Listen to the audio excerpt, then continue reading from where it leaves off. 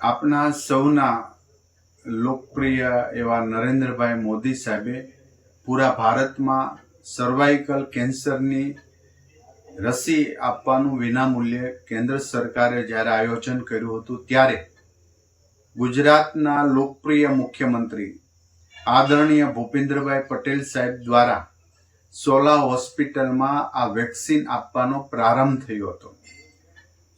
આરોગ્ય વિભાગ દ્વારા પૂરા ગુજરાતમાં CHC PHC સેન્ટર તમામ સંલગ્ન કોલેજની સાથે સંકળાયેલી હોસ્પિટલો સિવિલ હોસ્પિટલો બધી જ જગ્યા પર આ વેક્સિન આપવામાં આવી। ગુજરાતની 5,62,000 કુલ દીકરીઓ 14 થી 15 વર્ષની છે। એમાં 5 લાખ જેટલી દીકરીઓને આ વિનામૂલ્ય રસી અપાઈ ચૂકી છે।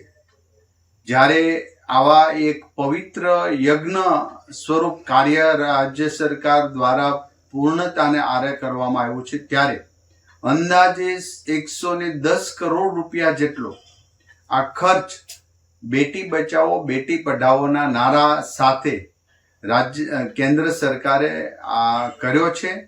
આદરણીય મુખ્યમંત્રી ભૂપેન્દ્રભાઈ પટેલ સાહેબના માર્ગદર્શન નીચે 100% 14 થી 15 વર્ષની આ દીકરીઓને સર્વાઇકલ કેન્સરની રસી આપી દેવા માટે આરોગ્ય વિભાગ સજ્જ છે અને કામ કરવા માટે આગળ વધી રહ્યું છે।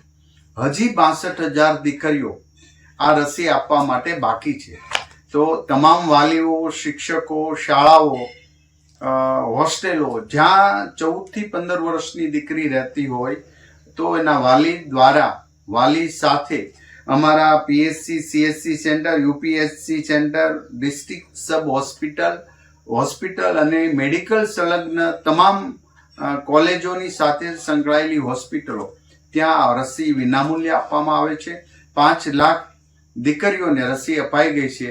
એ ગુજરાતના આવનારા ભવિષ્ય માટે દીકરીઓ માટે એ મહિલા બનશે ત્યારે એમના કેન્સરના સંપૂર્ણપણે સર્વાઇકલ કેન્સર સંપૂર્ણપણે નહીં થાય એવી આ રસી આપવામાં આવી છે ને એમને એક રક્ષણ કવચ આપવામાં આવ્યું। હું આશા રાખું છું કે હજી 62,000 દીકરીઓ બાકી છે એ અમારા સરકારી વિભાગની કોઈ પણ હોસ્પિટલમાં જઈ આ રસી સર્વાઇકલની રસી લઈ અને એક સુરક્ષાનું કવચ પૂરું પાડે।